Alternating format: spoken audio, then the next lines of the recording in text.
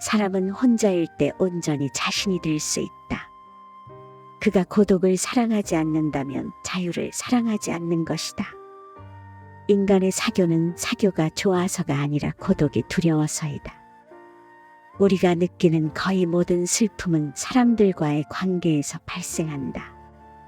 우리는 다른 사람들과 같아지기 위해 우리 인생의 대부분을 낭비한다. 사람들의 눈높이에 나를 맞추려는 데서 모든 불행이 시작된다. 나는 어쩔 수 없이 나다. 내가 나를 부끄러워하지 않는다면 사람들도 나를 부끄러워하지 않게 될 것이다. 타인 혹은 세상의 많은 것을 기대해서는 안 된다. 다른 사람에게서 무엇을 더 얻으려 하는가? 결국 인간은 누구나 혼자다.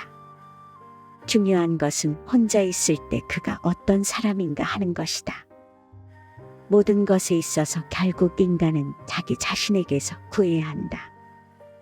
어리석은 사람은 쾌락을 찾아다니다 실망을 맞이한다. 지혜로운 사람은 단지 고통을 피할 뿐이다. 성욕은 전쟁의 시작이고 평화의 끝이다. 성적 매력에만 이끌려서 결혼하면 평생 후회와 탄식을 안겨줄 배우자를 얻게 될 것이다. 결혼이란 권리는 반으로 줄고 책임은 2배로 느는 것을 의미한다. 건강은 다른 모든 축복을 더한 것보다 더 큰 축복이다.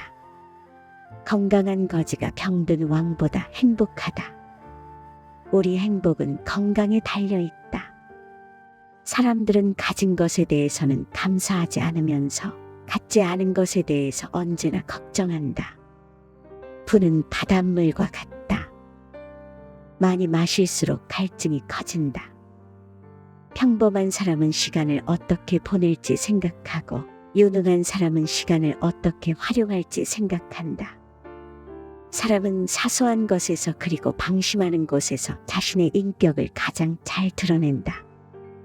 누군가 당신에게 거짓말을 하고 있다는 의심이 생기면 마치 그가 아는 모든 말을 다 믿는 것처럼 행동하라.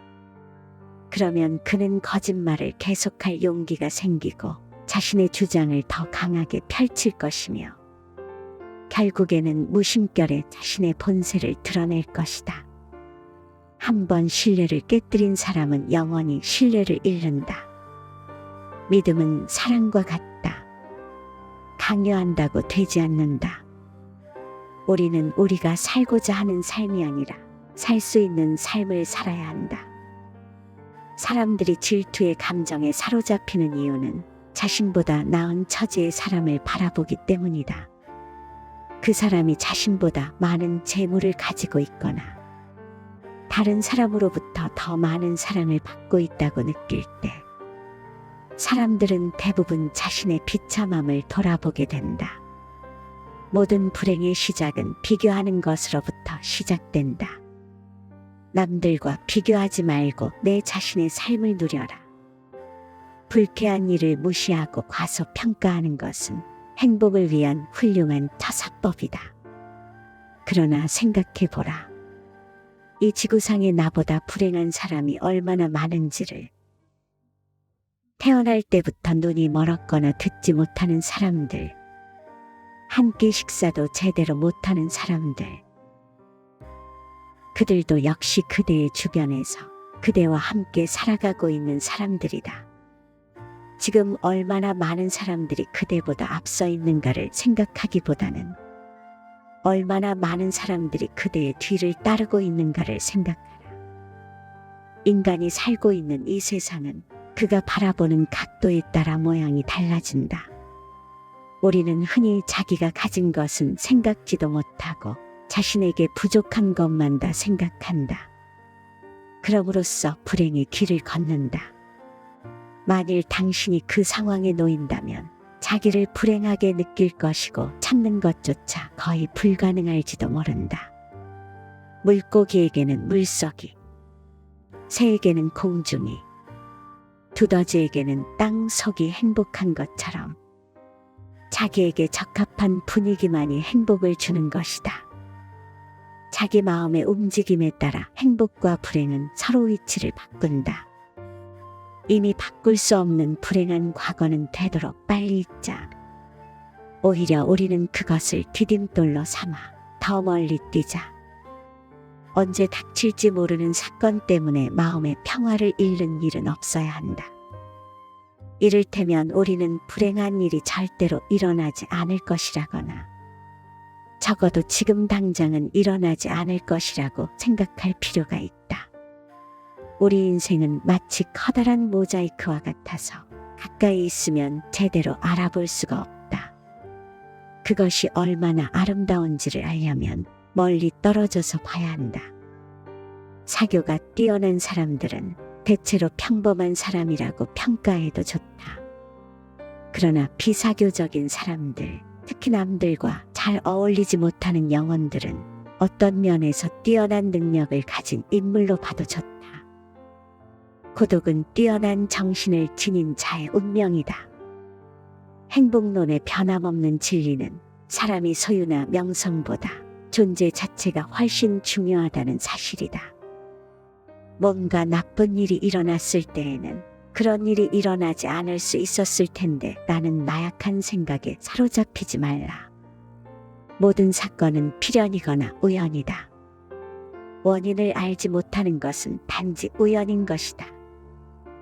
만일 남의 눈을 의식하는 태생적인 결함에서 벗어날 수만 있다면 인간이 누릴 수 있는 마음의 평화와 힘은 매우 커진다.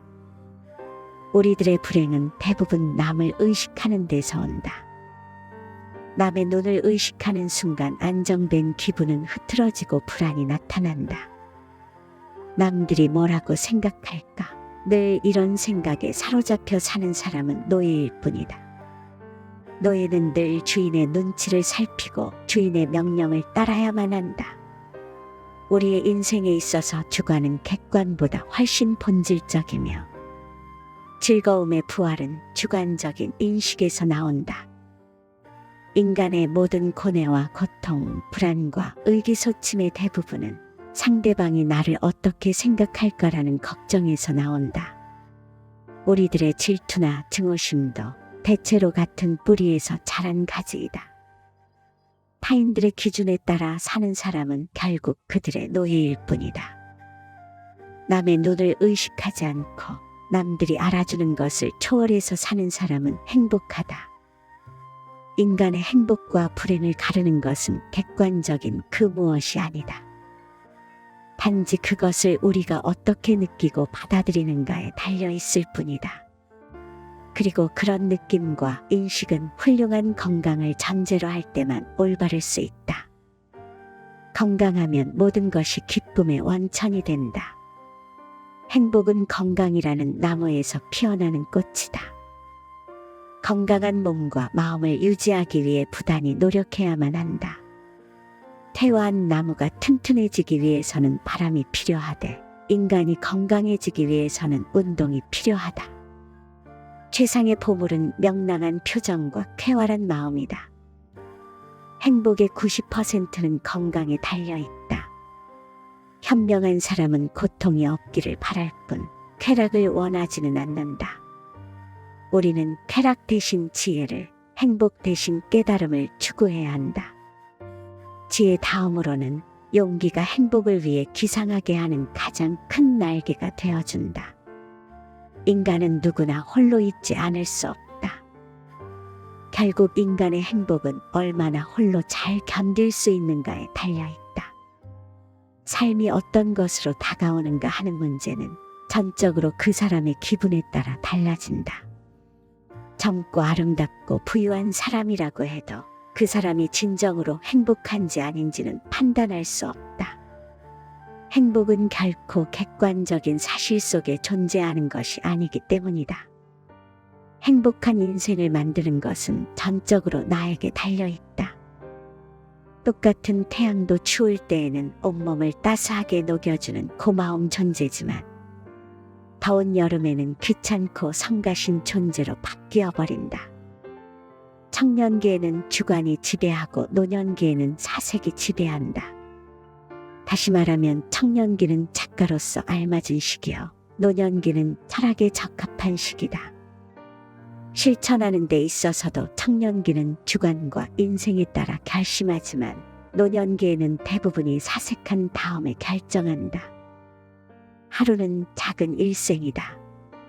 아침에 잠이 깨어 일어나는 것이 탄생이요. 상쾌한 아침은 짧은 청년기를 맞는 것과 같다. 그러다가 저녁 잠자리에 누울 때는 인생의 황혼기를 맞는 것이라는 것을 알아야 한다. 인생의 첫 40년은 자신이 직접 쓴 소설이며 나머지 30년은 그 소설을 해설해 준다. 좌절하며 인생을 낭비하지 마라. 좌절을 경험한 사람은 자신만의 역사를 갖게 된다. 그리고 인생을 통찰할 수 있는 지혜의 길로 들어선다. 모든 사람은 자신이 보는 만큼만 세상을 보고 그게 세상의 전부라고 생각한다. 지금까지 지혜의 바다였습니다. 이 말씀을 반복해서 들으시거나 주위의 소중한 사람에게 공유한다면 조언을 이해하고 적용하는 데 많은 도움이 될 것입니다.